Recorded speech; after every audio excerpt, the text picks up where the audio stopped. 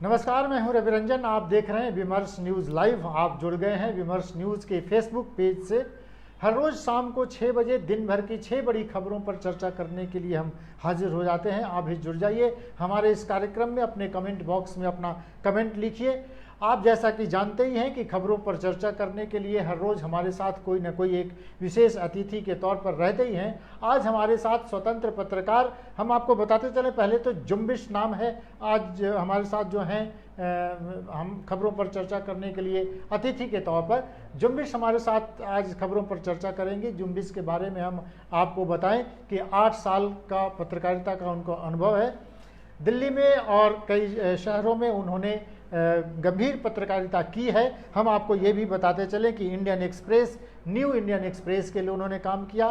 कारवां और वायरल, इन दोनों में स्वतंत्र पत्रकार के तौर पर उन्होंने अपना योगदान दिया है। और एक गंभीर पत्रकार के तौर पर और यंग उसमें हम पत्रकार को अगर देखें तो जुम्बिश ने बहुत बड़े बड़े काम किए हैं पत्रकारिता के क्षेत्र में। तो आज खबरों पर चर्चा करने के लिए जुम्बिश हमारे साथ हैं। आपका बहुत स्वागत इस कार्यक्रम में, विमर्श न्यूज़ के इस कार्यक्रम में।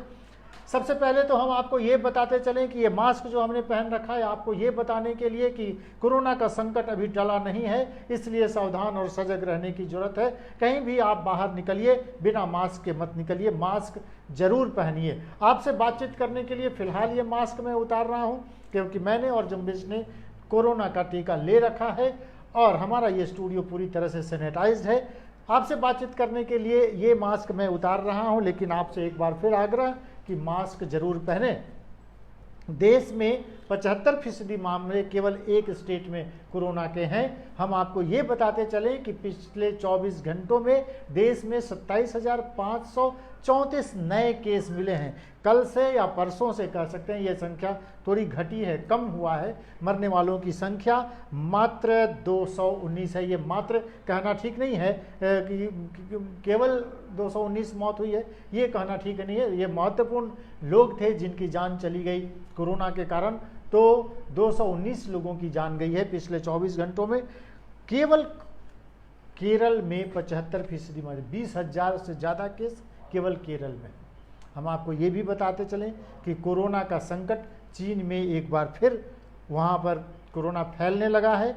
कोरोना के कारण वहाँ के पुतियान शहर को एक बार फिर पूरी तरह से सील कर दिया गया है और वहाँ से यात्रा पर पाबंदी लगा दी गई है। ये चीन की बात है, लेकिन अपने देश के सबसे सुदूर दक्षिणी इलाके में जो केरल प्रांत है, केरल प्रांत में लगातार कोरोना का संकट बढ़ते जा रहा है। 27,000 पूरे देश का मामला है, उसमें से 20,000 तो अकेले केरल में है। 219 लोगों की मौत पूरे देश में हुई है, 69 लोगों की मौत अकेले केरल में हुई है। तो ये आखिर घटनाएं क्यों बढ़ रही हैं और केरल में ये हालात चिंताजनक क्यों होते जा रहे हैं, इस पर हम लोग चर्चा करेंगे। ये बताते हुए कि टीका केंद्रों पर आप जरूर जाइए और अपने हिस्से का टीका जरूर लीजिए। तो जुम्बिश खाली केरल में हम देख रहे हैं कि केरल में बड़ी संख्या में 75% मामले केरल के हैं। एक तो गाइडलाइन का पालन लोग नहीं कर रहे हैं, ये तो निश्चित है कि नहीं कर रहे हैं। और क्या कारण हो सकता है, आपको क्या लगता है कि वहाँ पर ये लगातार केरल में ही क्यों बढ़ रहे हैं ये मामले? जी, बहुत हद तक जोन्स की भी बात हाँ, है जहाँ पर कोरोना की बात है। जैसे कि थर्ड वेव को लेकर किसी डॉक्टर से मुझे सुनने को मिला था कि एपी सेंटर एक नॉर्थ ईस्ट भी हो सकता है, जबकि नॉर्थ ईस्ट में भी काफ़ी ध्यानपूर्वक एफर्ट्स लगाए गए थे। उसी तरह से केरल सरकार ने भी की जो तैयारी थी कोरोना से लड़ने को लेकर, वो सबसे उस वक्त देश में बेहतरीन थी। तो जोन्स की भी बात होती है। वैसे तो मैं कोरोना एक्सपर्ट नहीं हूँ, लेकिन मैं ये कह सकती हूँ कि सिर्फ ये कह पाना कि वहाँ पर उस राज्य में मामले बढ़ रहे हैं, इस आधार पे तो नहीं कहा जा सकता है सिर्फ कि नकारात्मक रहेगा, क्योंकि ऐसे देखिए तो उत्तर प्रदेश और बिहार में काफ़ी नकारात्मक रही है तैयारी और सरकार का रुझान, जितना मैंने कवर भी किया था बिहार से, कोरोना के इंफ्रास्ट्रक्चर की जो कमी है वगैरह।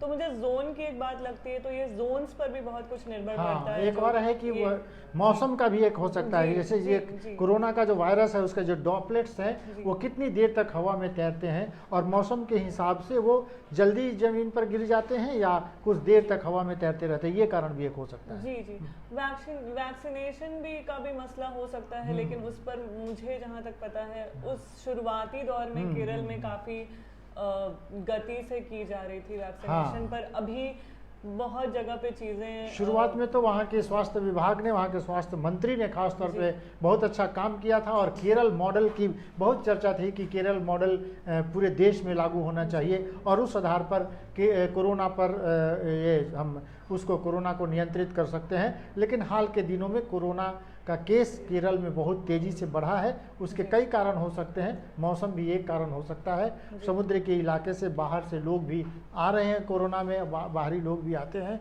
और एक और बात है कि सबसे ज़्यादा पढ़े लिखे लोग वहाँ पर हैं, केरल में हैं, तो कई बार बंदिशों को लोग जो है मानने को तैयार नहीं होते हैं और इसीलिए हम कह सकते हैं कि कोरोना के लिए जो गाइडलाइन जारी किए गए हैं उसका भी पालन ठीक से अगर नहीं होगा तो ये भी एक कारण हो सकता है, हम इसको कह सकते हैं। बढ़ते हैं आज की पहली खबर की ओर। आज की पहली खबर ये है कि पेगासस मामले पर आज सुप्रीम कोर्ट में सुनवाई चल रही थी और सुप्रीम कोर्ट ने सरकार के खिलाफ तल्ख टिप्पणी की है। सुप्रीम कोर्ट ने सॉलिसिटर जनरल तुषार मेहता को कहा कि अगर आप हमारी बात नहीं मानते तो अब हमें ही आदेश देना पड़ेगा। असल में केंद्र सरकार को पेगासस मसले पर सुप्रीम कोर्ट में हलफनामा दायर करना था। पिछले 2 बार से ये समय लेकर कि अगली बार मैं जमा करूंगा, अगली बार हलफनामा दायर करूंगा, 2 बार से केंद्र सरकार की ओर से हलफनामा दायर नहीं किया गया और आज भी समय लेने के बावजूद भी आज जब दायर नहीं किया गया तो सुप्रीम कोर्ट ने ये तल्ख टिप्पणी की है। हम आपको बताते चलें कि पेगासस जासूसी मामले में आज के दिन कोर्ट में जो ये मामला आया, हलफनामा दायर करने की बात हुई, तो कोर्ट ने यह नाराजगी जताते हुए कहा कि कोर्ट ये जानना चाहता है कि आखिरकार सरकार ने इस स्पाईवेयर का उपयोग किया है कि नहीं किया है, ये बताएं। उधर सॉलिसिटर जनरल का ये कहना था कि ये पब्लिक डोमेन में जाने की बात नहीं है, हम अलग से इसकी जांच करा लेंगे। सॉलिसिटर जनरल, आपको मैं बता दें, तुषार मेहता ने ये सरकार की ओर से कोर्ट में दलील दी कि केंद्र ने सोमवार को उच्च न्यायालय को ये बताया था कि पेगासस जासूसी के आरोपों में छिपाने के लिए कुछ भी नहीं है। ये ऐसे आरोप हैं जिसमें कुछ भी सरकार छुपा नहीं रही है और वह इस मामले के सभी पहलुओं के निरीक्षण के लिए प्रमुख विशेषज्ञों की एक विशेषज्ञ समिति बनाएगी और उसी से जांच करा लेगी।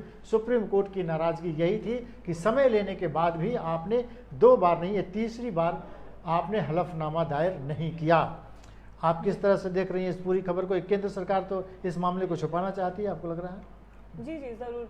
और मैं इस पर थोड़ा शुरू से बोलूँगी कि जैसे 300 लोगों पर इसमें ये था कि उनकी जासूसी हो रही है। 300 जो लोगों का लिस्ट बनाया गया।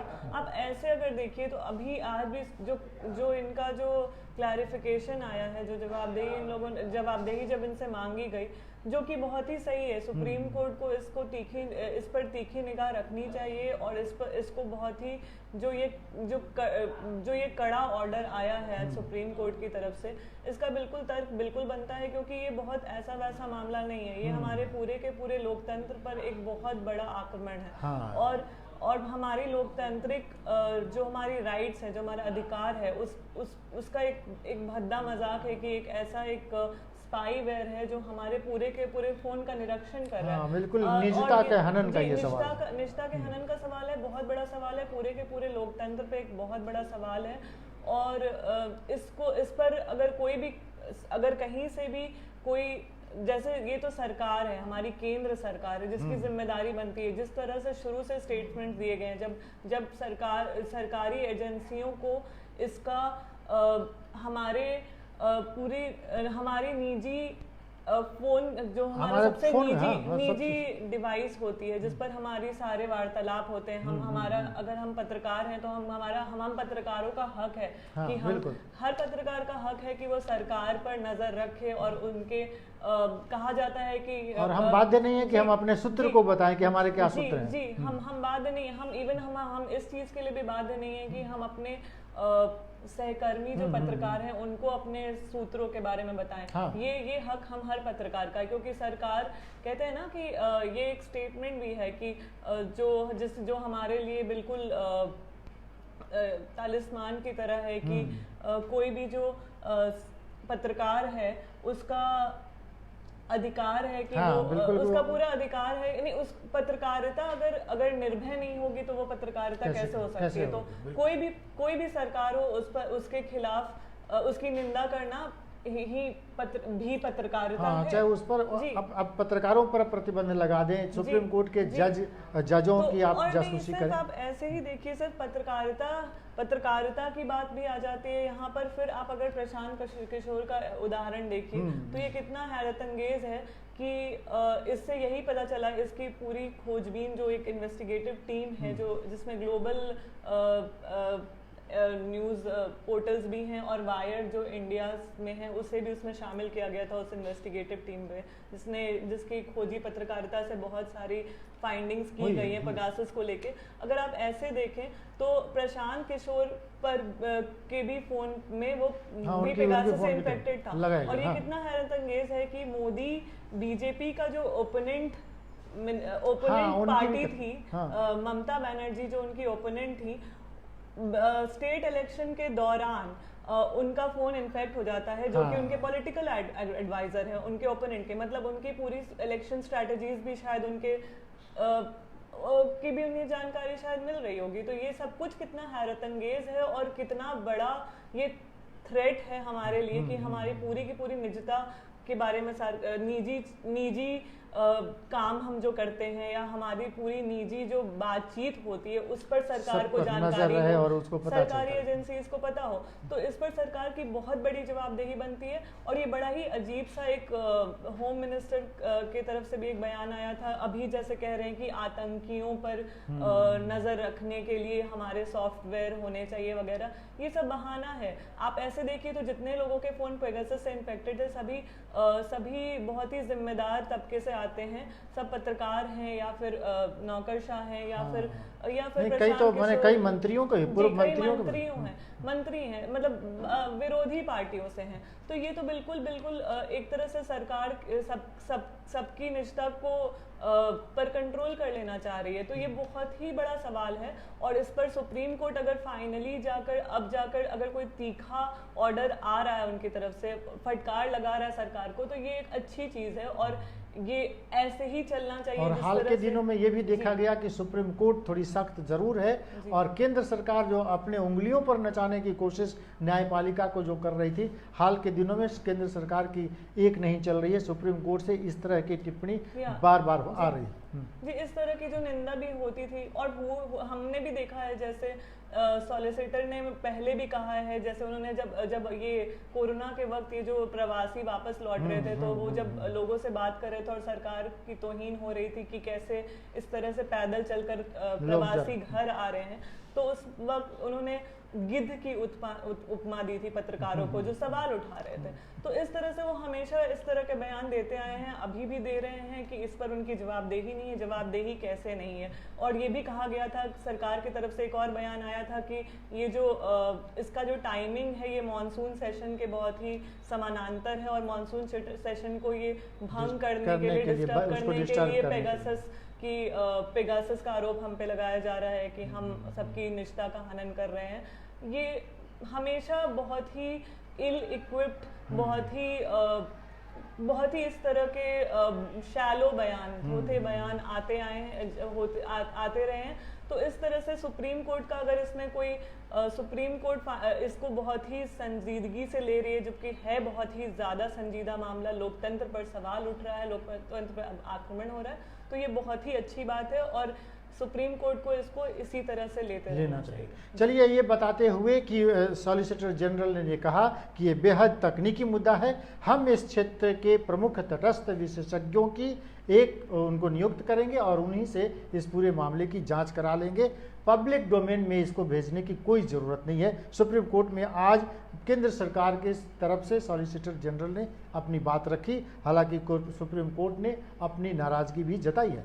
बढ़ते हैं अगली खबर की ओर। अगली खबर हमारी एक बार फिर अफगानिस्तान से है। अफगानिस्तान में तालिबानियों ने जब उनकी सरकार बन गई, अब वहाँ तालिबानी ऑर्डर्स जो हैं वो साफ साफ दिखने लगे हैं। सबसे पहले ये हुआ कि वहाँ के कॉलेज और यूनिवर्सिटी के सिलेबस में भारी फेरबदल कर दिया गया है।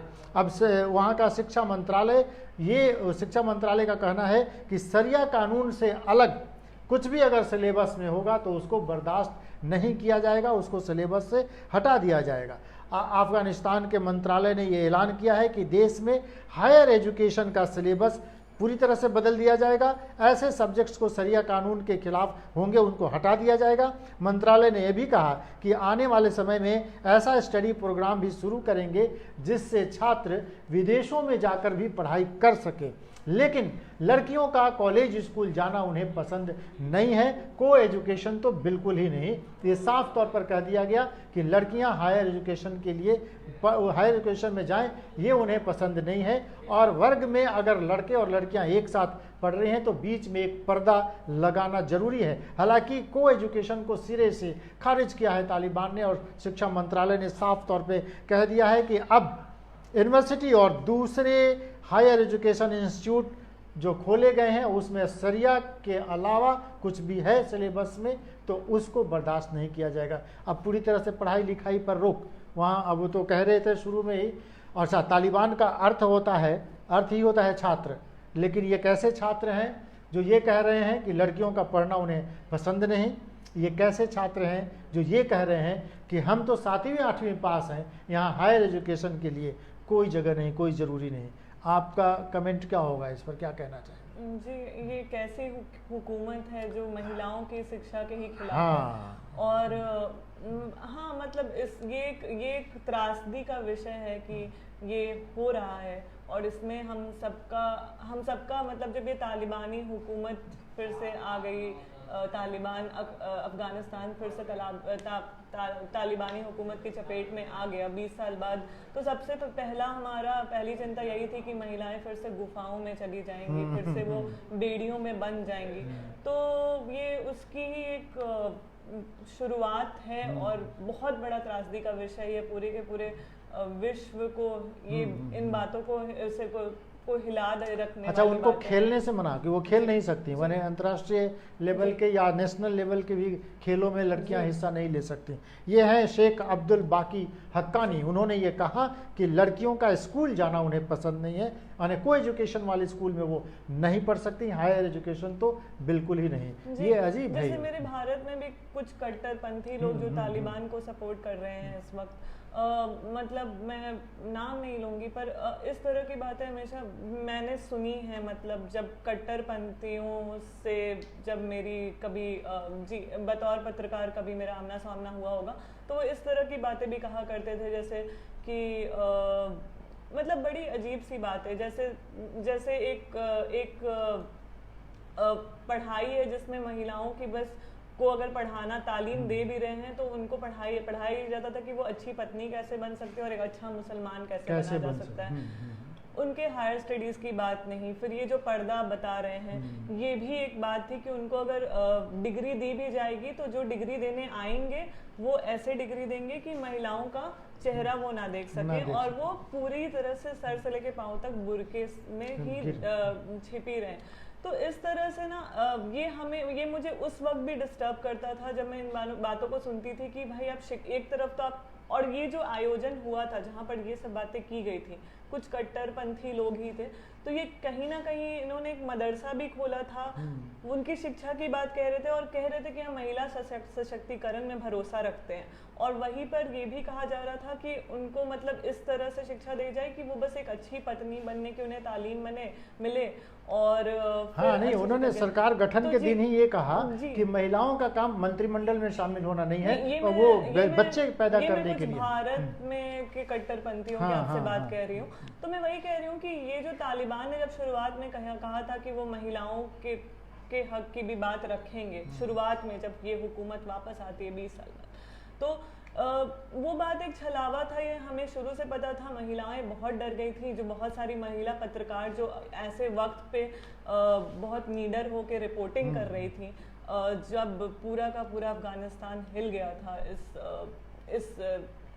इस बदलाव से, इस बहुत बड़े परिवर्तन और बहुत बड़े त्रासदी के मसले की वजह से पूरा अफगानिस्तान, तो उनके लिए मुझे उनके द्वारा फिर महिला फिल्मकारों द्वारा ये सब बात उठ रही थी, और ये जो आदेश है ये कहीं ना कहीं उन बातों को ही रिफ्लेक्ट कर रहा है। तो ये बहुत ही चिंता का विषय है, और इससे बहुत ही स्पष्ट हो जाता है कि महिलाओं के लिए कोई जगह ही नहीं रहेगी तालिबानी हुकूमत के तहत, क्योंकि जब महिला। चलिए, भारत में ही ऐसी ही कुछ बातचीत चल रही है। हम बढ़ते हैं अगली खबर की ओर कि सहारनपुर के देवबंद स्थित दारुल उलूम के प्रिंसिपल और जमियत उलेमा ए हिंद के अध्यक्ष अरशद मदनी ने एक अखबार को इंटरव्यू देते हुए कहा है कि भारत के हिंदू और मुसलमान दोनों के पूर्वज एक ही थे और दोनों का डीएनए, ये बातें आरएसएस के प्रमुख वो भी कहते रहे हैं। संघ प्रमुख ने भी ये बात अब से थोड़ी देर पहले कहा था, और इसी का देवबंद के ये जो प्रिंसिपल हैं अरशद मदनी, उन्होंने समर्थन करते हुए कहा कि आरएसएस प्रमुख गलत क्या कह रहे हैं, वो जो कह रहे हैं वो ठीक ही कह रहे हैं। और सबसे बड़ी बात है कि उन्होंने कहा कि आरएसएस अब जो है सही राह पर चल पड़ा है।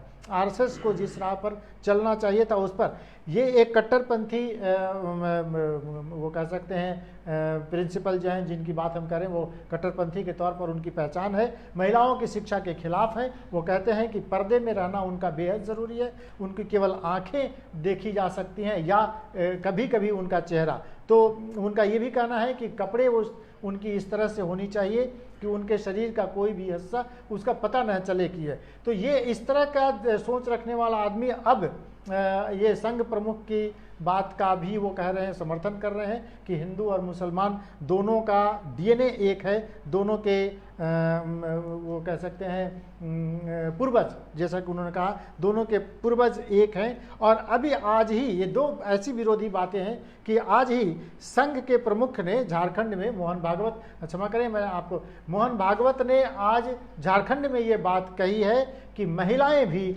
आरएसएस में शामिल हो सकती हैं। जो ये कहा जा रहा था कि महिलाओं का विरोधी है संघ, लेकिन अब चूंकि संघ में पहले महिलाओं का प्रवेश नहीं था, लेकिन अब ये घोषणा आज झारखंड में मोहन भागवत ने ये किया है कि महिलाएं भी आरएसएस में शामिल हो सकती हैं। दो बातें हैं, एक तो देवबंद के प्रमुख कह रहे हैं कि ये तो महिलाओं के लिए इतनी पाबंदियां होनी चाहिए और शरिया के हिसाब से ही धर्म की शिक्षा ही केवल उनको लेने का अधिकार है, बाकी आगे पढ़ने की उनकी कोई ज़रूरत नहीं है। लेकिन उन्होंने ही मोहन भागवत के उस सवाल का भी, उस बात का भी समर्थन किया और ये कहा कि मोहन भागवत या आरएसएस अब सही राह पर चल पड़ा है। तो क्या मोहन भागवत बदल रहे हैं? तो महिलाओं को शामिल किया। वो बार बार कह रहे हैं कि हिंदू और मुसलमानों की लड़ाई आपस में नहीं होनी चाहिए, इस देश के लिए दोनों को लड़ना चाहिए, दोनों ही इस देश के नागरिक हैं। आज ये देवबंद की तरफ से भी उन्होंने एक अखबार के इंटरव्यू में ये कहा है कि ये मोहन भागवत ठीक राह पर हैं। उन्होंने ये गिनाया है कि हिंदुस्तान में रहने वाले गुर्जर, जाट, राजपूत ये सब हिंदू भी हैं और मुसलमान भी हैं, उनका ये कहना है। तो हिंदुओं और मुसलमानों का के पूर्वज एक ही हैं, उनका डीएनए एक है। अब ये मोहन भागवत के बाद के अलावा एक और व्यक्ति कहने लगे, अरशद मदनी। अरशद मदनी को हम कह सकते हैं उनको एक कट्टरपंथी मुसलमान के तौर पर हम उनको उनकी पहचान है। तो अब तो ये है कि दोनों अब एक ही बात कर रहे हैं। मोहन भागवत भी वही कह रहे हैं कि दोनों के पूर्वज एक हैं, अब वो भी कह रहे हैं कि हाँ दोनों के पूर्वज एक हैं। तो क्या आरएसएस बदल रहा है या ये कट्टरपंथी मुसलमान बदल रहे हैं?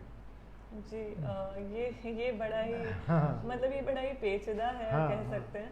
लेकिन जी अगर आप ऐसे देखिए तो जो आरएसएस और ये एक इस्लामिक कट्टरपंथी समूह, इन दोनों के फाउंडेशन यही रहे हैं कि ये सांप्रदायिकता और पिछड़े विचार को ही लेकर हमेशा चले हैं। और ऐसे आरएसएस की अगर बुनियाद को देखा जाए तो सावरकर को कहा जाता है कि वो अंग्रेज़ों को माफ़ीनामा लिखते थे।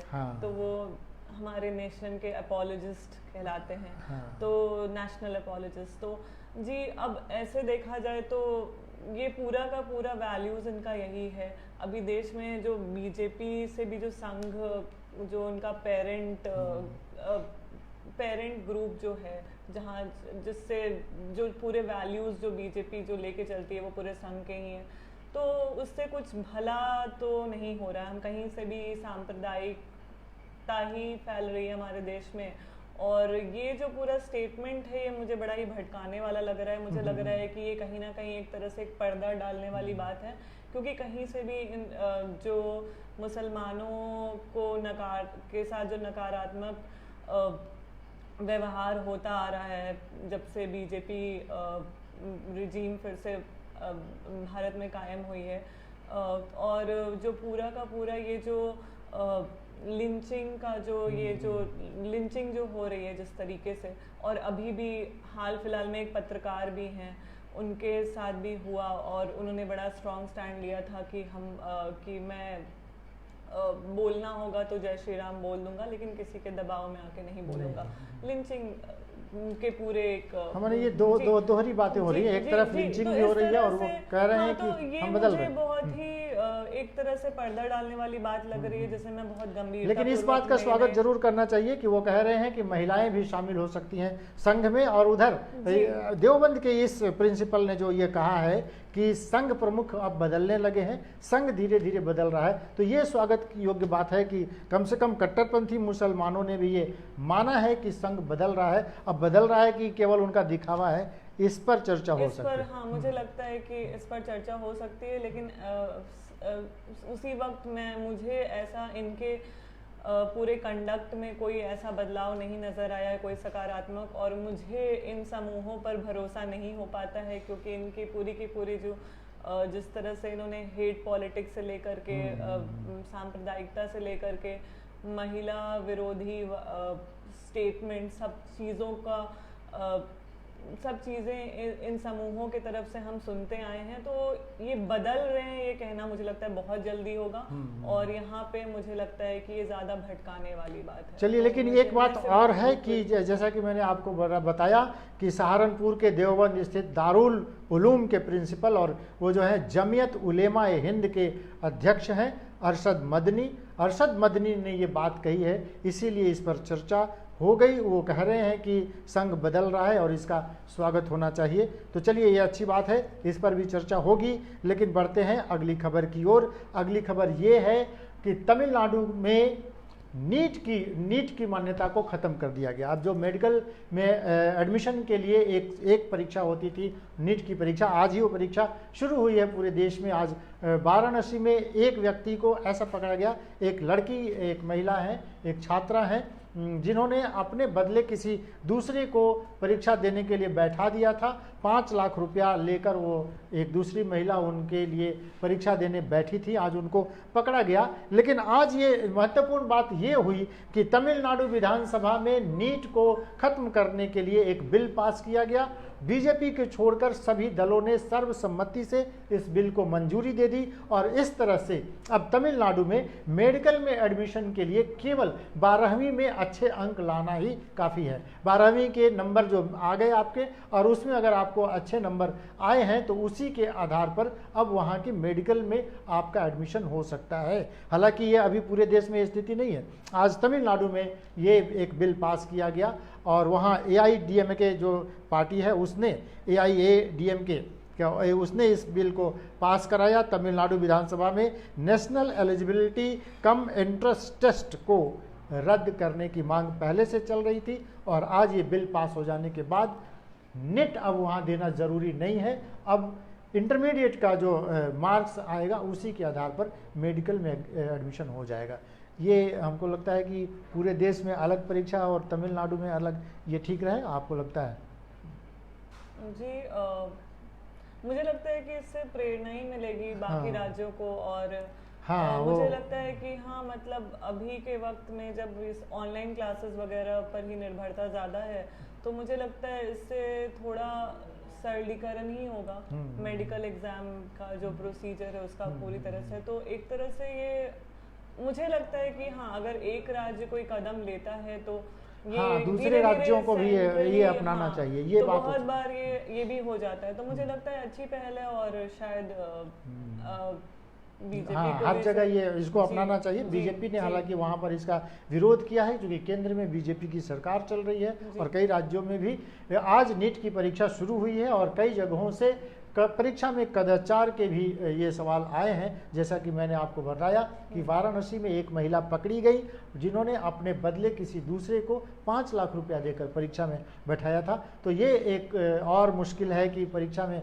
किस तरह के लोग बैठ रहे हैं। दूसरी तरफ पटना मेडिकल कॉलेज में परीक्षा में फेल किए गए छात्रों ने कॉलेज में और अस्पताल में तोड़फोड़ की। अस्पताल का ओपीडी पूरी तरह से ठप कर दिया, बंद कर दिया। पीएमसीएच पूरी तरह से जूनियर डॉक्टरों पर आधारित है और जूनियर डॉक्टरों ने हड़ताल पर जाने का ऐलान कर दिया, इसलिए कि केवल उनको परीक्षा में कुछ एक नंबर से फेल कर दिया गया। कई विद्यार्थी, कई छात्र ऐसे हैं जिनको 1 नंबर से, किसी को 2 नंबर से। उनका ये कहना है कि ठीक से कॉपी नहीं जांची गई और उनको परीक्षा में फेल किया गया और इसी को लेकर पीएमसीएच के जूनियर डॉक्टर अनिश्चितकालीन हड़ताल पर चले गए हैं। तो ये एक गंभीर समस्या है। अभी हम लोग बातचीत कर रहे थे कि नीट की परीक्षा में बदलाव होगी। तमिलनाडु ने कह दिया कि इस परीक्षा की जरूरत नहीं है और यहाँ छात्र फेल होते हैं तो हड़ताल करते हैं। और एक तो और बात है कि वो दादागिरी करते हैं, वहाँ किसी को न्यूज़ कवर नहीं करने देते, किसी को वहाँ घुसने नहीं देते और हर बार अपनी बात को मनवाने के लिए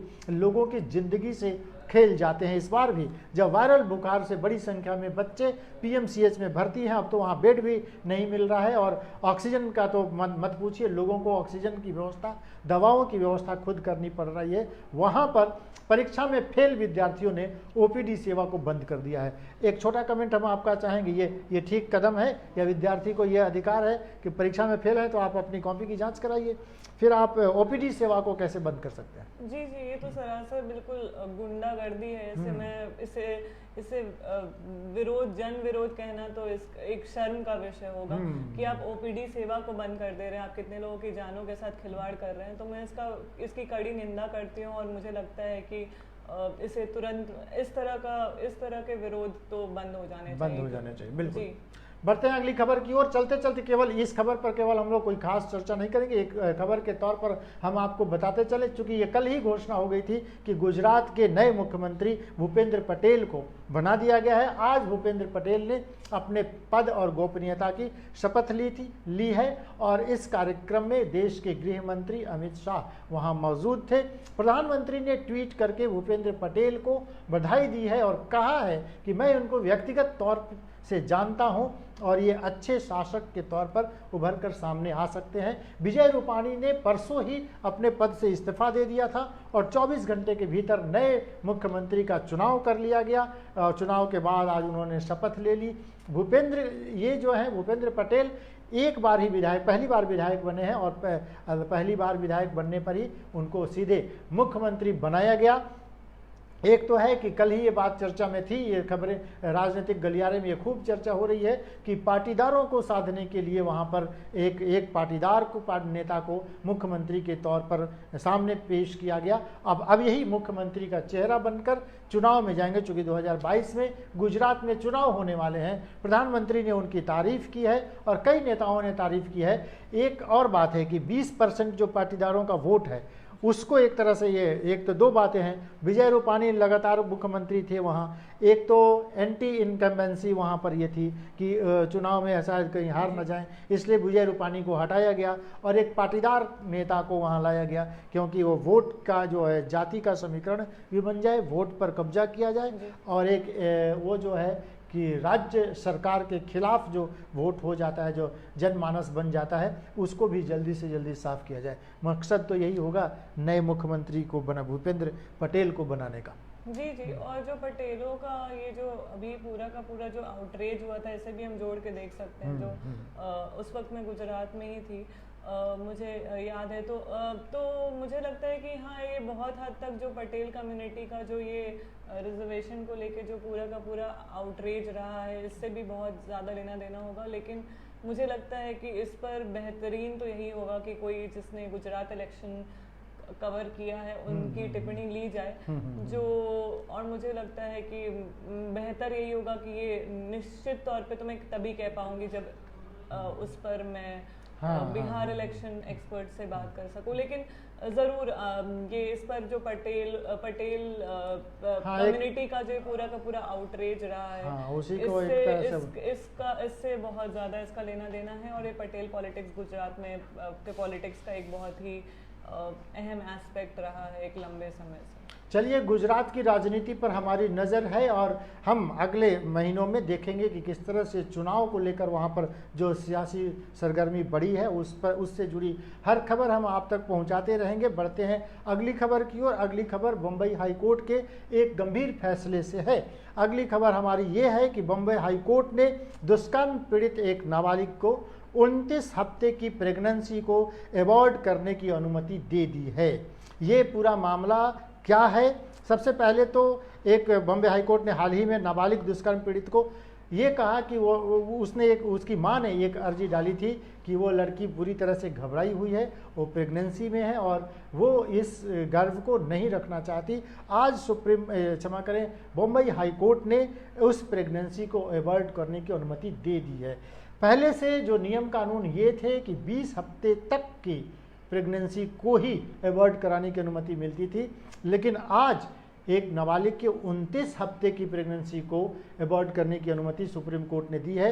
हालांकि जो नया कानून बना है उसमें भी 24 हफ्ते की बात है कि 24 हफ्ते की वो मिनिमम वो होनी चाहिए, वहाँ तक वो कर सकते हैं। 29 हफ्ते की प्रेगनेंसी को खास विशेष हालात में आज क्षमा करें, मुंबई हाई कोर्ट ने एक ये अनुमति दी है उनको कि वो इस प्रेगनेंसी को अबॉर्ट करा सकती हैं। ये एक गंभीर सवाल है और एक जो महिला नहीं रखना चाहती, एक ऐसी लड़की है, नाबालिग लड़की है, और वो जैसा कि उसके परिजन और उनके तरफ से वकील ने ये रखा कि वो जो बच्ची है वो बुरी तरह से घबराई हुई है और वो समझ नहीं पा रही है कि उसको क्या करना चाहिए, और ऐसी हालत में उसकी जान को भी खतरा हो सकता है। ऐसे में इस प्रेगनेंसी को रखने की उसकी कोई वो नहीं है, और इसीलिए आज कोर्ट ने काफ़ी कुछ बहस के बाद उसको अनुमति दी इसे अवॉर्ड कराने के लिए। किस तरह से देखेंगे आप इस खबर को? जी, इसको मैं वेलकम जजमेंट बोलूँगी, और मैं कहना चाहूँगी कि इस तरह से बहुत बार कोर्ट में जैसे जो रेप पीड़िता होती हैं उनसे मतलब ये हमारा पूरा का पूरा एक लंबा चौड़ा संघर्ष रहा है महिलाओं का कि जो ये पूरा जब जो एक महिला इतनी बड़ी यंत्रणा से गुजरती है, इतनी बड़ी इस किस्म की अमानवीय घटनाओं के बाद जो पुलिस कर्मी और जो ये जो हमारे कोर्ट में तरह तरह के उन्हें जो परेशानियां और जो उन्हें अलग से कहते ना, उसे एक तरह से कुछ महिलाएं जो रेप पीड़ित रही हैं जिनसे मेरी बातचीत हुई अपनी पत्रकारिता रिपोर्टिंग के दौरान, मैं वही कहती हूँ, उनका यही कहना है कि एक डबल रेप होता है कि एक बार आपका रेप होता है और उसके बाद आपको इस तरह की जो पुलिस और प्रशासन के लोग और कोर्ट में जिस तरह से तिरस्कार आपका होता है, जिस तरह से आपको सवाल पूछे जाते हैं और जिस तरह से आप पे तोहमतें आप पे भी लगाई जाती हैं या फिर आपको कॉम्प्रोमाइज़ करने कहा जाता है, जिस तरह से कल्प्रिट कुछ केसेस रहे हैं, जैसे ऐसे भी केसेस रहे हैं जहाँ पे आदेश दिया गया कि जिसने रेप किया था वही उससे शादी करा दी जाए उस लड़की की। तो इसके बाद ये जो एक यंत्रणा है कि बहुत कम ही महिलाएं होंगी जो नहीं मतलब कोई नहीं चाहेगा कि एक रेप के बाद वो प्रेगनेंसी को अबॉर्ट ना करे। तो ये इस पर हमेशा से बहुत ज़्यादा कंट्रोवर्सीज रही हैं और बहुत सारी डिबेट्स होती रही हैं, पर मुझे लगता है कि इस पर हमेशा लोगों ने संघर्ष किया है, एक्टिविस्ट से लेकर रेप पीड़िता के वेल विशर से लेकर लोगों ने, और बहुत परेशानियों के बाद कुछ पिक्यूलियर केसेस रहे हैं जहाँ पे उन्हें अबॉर्शन की परमिशन नहीं मिलती थी, पर लड़ाइयाँ जीती गई हैं। तो अभी जो बॉम्बे हाई कोर्ट ने ये अगर ये जजमेंट दिया है तो ये बहुत ही वेलकम जजमेंट है, और इससे कोर्ट में हमारा भरोसा जो है वो फिर से वापस आता है कि हम कोर्ट का बहुत गिरता हुआ स्वरूप भी हमने देखा है हाल फिलहाल के दिनों में, लेकिन ये एक बड़ी बात है, अहम बात है, और इससे महिलाओं की जो लड़ाई है, महिलाओं के खिलाफ जो हिंसा हो रही है इसके खिलाफ, उसको ताकत मिलती है।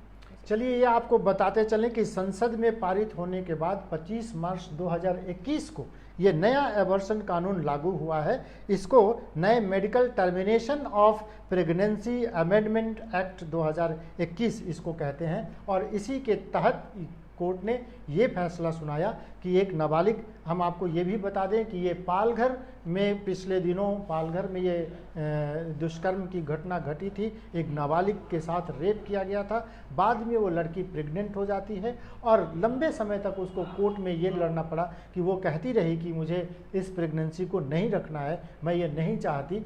बाद में उसके परिजनों ने ये कहा कि वो बिल्कुल घबराई हुई है और उसकी मानसिक स्थिति बहुत खराब है और भी बिगड़ सकती है। कोर्ट ने आज ये फैसला लिया कि 29 हफ्ते की इस प्रेगनेंसी को अबॉर्ट कराने की उनको अनुमति मिल गई। ये स्वागत योग्य कदम है। बढ़ते हैं अगली खबर की ओर। अगली खबर हमारी यही है कि भारत में T20 की कप्तानी को लेकर एक बहस चल रही थी कि विराट कोहली कप्तानी करेंगे कि नहीं करेंगे, लेकिन अब इस विवाद को बीसीसीआई ने खत्म कर दिया है। बीसीसीआई ने ये साफ कर दिया है कि विराट कोहली ही T20 के कैप्टन होंगे।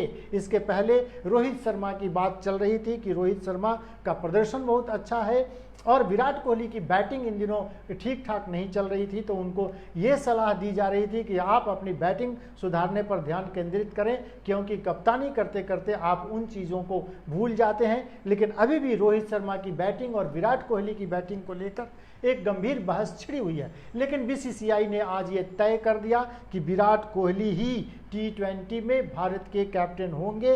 रोहित शर्मा जो अपने जिस तरह से वो बैटिंग करते हैं और जिस ऑर्डर पर आते हैं उसी ऑर्डर पर आएंगे।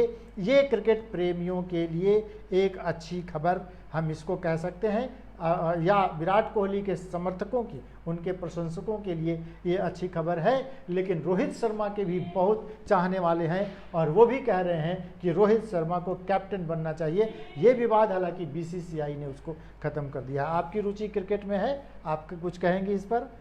नहीं, आपकी रुचि नहीं है। फिर भी चलिए, क्रिकेट के जानकार, क्रिकेट खेलने वाले, क्रिकेट के प्रशंसक, खास तौर पे विराट कोहली और रोहित शर्मा दोनों के प्रशंसक आजकल आमने सामने हैं और ये कह रहे हैं, रोहित शर्मा के समर्थक कहते हैं रोहित शर्मा अच्छा प्रदर्शन कर रहे हैं इसलिए उनको कैप्टन होना चाहिए, विराट कोहली को भी थोड़ा आराम करने की ज़रूरत है और अपनी बैटिंग सुधारने की ज़रूरत है। चलिए इस बात पर, इस बहस पर बीसीसीआई ने एक जो इस पर रोक लगा दी है और ये साफ कर दिया है कि विराट कोहली ही अगले कैप्टन होंगे।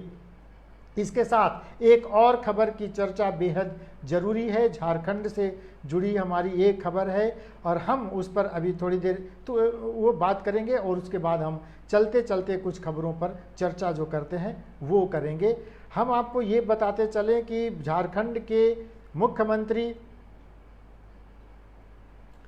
हेमंत सोरेन ने आज एक कड़ी टिप्पणी की है। हेमंत सोरेन ने कोल इंडिया पर यह आरोप लगाया है कि कोल इंडिया का 1.5 लाख करोड़ रुपया बकाया है, सरकार को वो पैसा लेना है। अगर कोल इंडिया ने वो पैसा नहीं दिया तो राज्य में वो काम बंद करवा देंगे। ये हेमंत सोरेन मुख्यमंत्री झारखंड ने ये चेतावनी दी है कोल इंडिया को कि 1.5 लाख करोड़ रुपया जमा करें, नहीं तो झारखंड में कोल इंडिया का काम बंद करवा दिया जाएगा।